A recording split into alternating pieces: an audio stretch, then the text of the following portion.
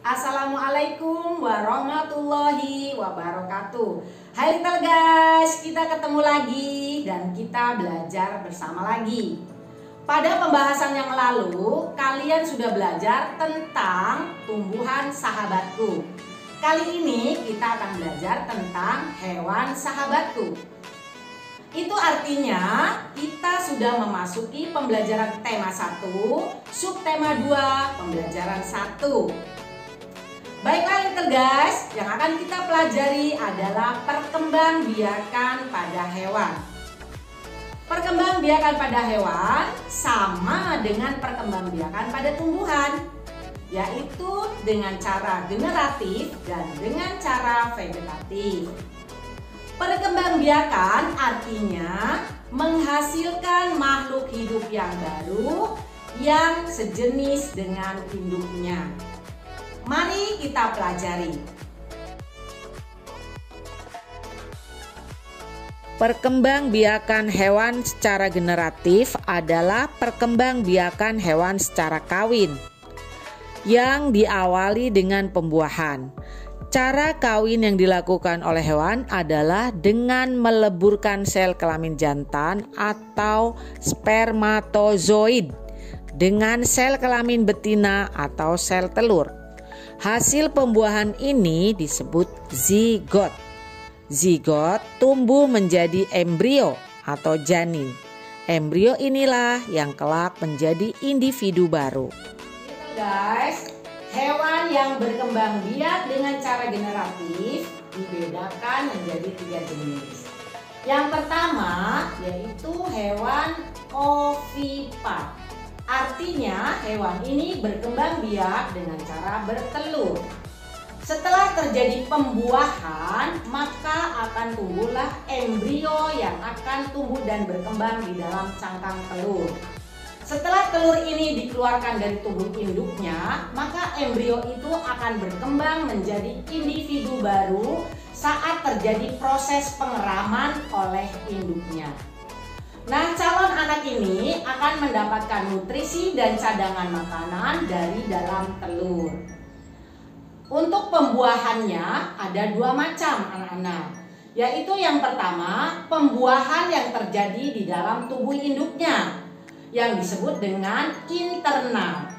Pembuahan yang terjadi di luar tubuh induknya disebut eksternal.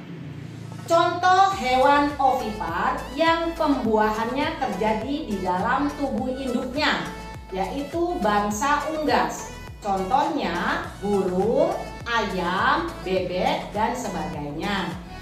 Dan yang kedua adalah hewan ovipar yang pembuahannya terjadi di luar tubuh induknya. Contohnya bangsa amfibi dan ikan. Little guys, ibu membawa salah satu contoh hewan yang berkembang biak dengan cara vivipar. Berkembang biak secara vivipar yaitu berkembang biak dengan cara beranak atau melahirkan. Setelah terjadinya pembuahan, akan terbentuklah embrio yang berkembang di tubuh induknya yang memanfaatkan nutrisi dari tubuh induknya secara langsung melalui plasenta. Bayi daripada hewan tersebut akan berkembang di rahim induknya sampai sempurna untuk dilahirkan. Selain kucing, contoh hewan vivipar yang lain adalah anjing, kambing, kelinci, dan sebagainya. Yang ketiga adalah hewan ovovivipar. Artinya hewan ini berkembang biak dengan cara bertelur dan beranak. Setelah terjadinya proses pembuahan, maka terbentuklah embrio yang akan tumbuh dan berkembang di dalam telur. Nah, embrio ini tidak mendapatkan nutrisi secara langsung dari induknya, tetapi embrio ini mendapatkan nutrisi dari dalam telur. Setelah pertumbuhannya sempurna, maka telur itu akan menetas. Dan setelah menetas, bayi hewan tersebut akan dilahirkan oleh induknya. Contoh hewan ovovivipar. Little guys, Ibu tapi tidak membawa contoh hewannya karena ibu tidak bisa menghadirkannya. Satu, hewannya menakutkan. Yang kedua, hewannya besar.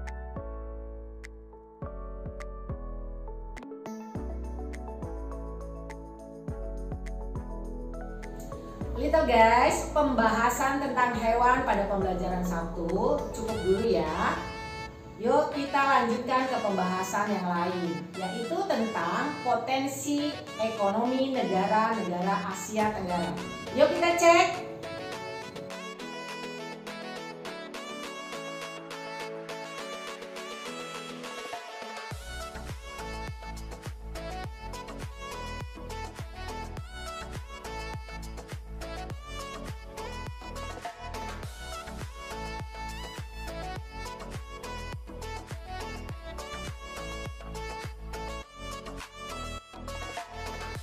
Little guys, kita akan mulai pembelajaran 2 pada tema 1, subtema 2, yaitu mengenai penerapan nilai sila keempat pada Pancasila.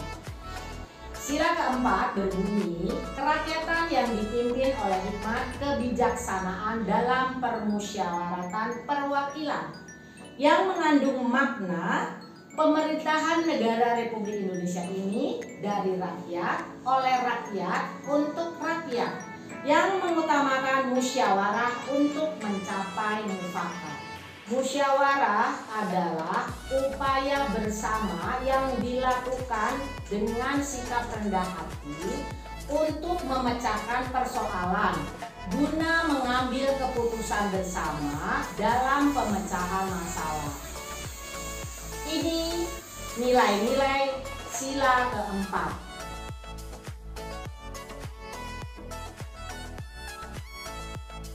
Setelah memahami nilai-nilai sila keempat Pancasila, pembahasan pada subtema 2 pembelajaran 2 yaitu tentang teknik pembuatan patung. Beberapa teknik pembuatan patung. Yang pertama, teknik membutsir adalah teknik membuat patung dengan cara memijit, menambah, atau mengurangi bahan yang dibentuk. Yang kedua, teknik memahat adalah teknik mengurangi bahan dengan cara dipahat pada bahan yang digunakan. Yang ketiga, teknik mencetak dibedakan menjadi 2 jenis, yaitu teknik cetak tuang dan cetak tekan. Pembuatan patung dengan teknik mencetak biasanya menggunakan cetak tuang atau cor. Yang keempat, teknik konstruksi digunakan dengan cara menyusun atau membangun bahan. Cara menyusunnya dapat dilakukan dengan membuat kerangka terlebih dahulu, lalu direkatkan dengan lem. Little guys, pada pembelajaran 3 ini kita akan membahas ciri-ciri hewan yang berkembang biak dengan cara generatif. Yang pertama, hewan yang berkembang biak dengan cara ovipar. Ciri-cirinya tidak memiliki daun telinga, tidak memiliki rahim, tidak memiliki kelenjar susu, tubuhnya ditutupi bulu, dan induknya mengerami telurnya. Yang kedua, ciri-ciri hewan yang berkembang biak dengan cara vivipar. Ciri-cirinya adalah hewan tersebut memiliki daun telinga, memiliki kelenjar susu, memiliki rahim, melahirkan, termasuk hewan mamalia, tubuhnya ditutupi rambut, dan mengasuh individu barunya. Kemudian yang ketiga, ciri-ciri hewan ovovivipar. Ciri-cirinya adalah tidak memiliki rahim, tidak memiliki kelenjar susu, tidak mengasuh individu baru, dan juga termasuk hewan berdarah dingin. Little guys, selain hewan berkembang biak dengan cara generatif, ada juga hewan yang berkembang biak dengan cara vegetatif. Ada 3 cara perkembangbiakan vegetatif pada hewan. Yang pertama dengan cara tunas. Pada tubuh hewan tersebut terdapat benjolan yang merupakan tunas dari hewan tersebut. Kemudian tunas itu akan melepaskan diri menjadi individu baru. Inilah contohnya. Yang kedua, hewan yang berkembang biak dengan cara membelah diri. Hewan tersebut akan membelah diri menjadi dua. Ini contohnya. Yang ketiga, perkembangbiakan yang vegetatif itu adalah fragmentasi.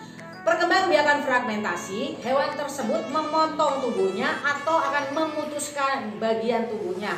Ini contohnya. Little guys, pada pembahasan terakhir pembelajaran 3 ini, kita akan mempelajari tentang bagaimana cara membuat peta pikiran. Untuk membuatnya, ini langkah-langkahnya.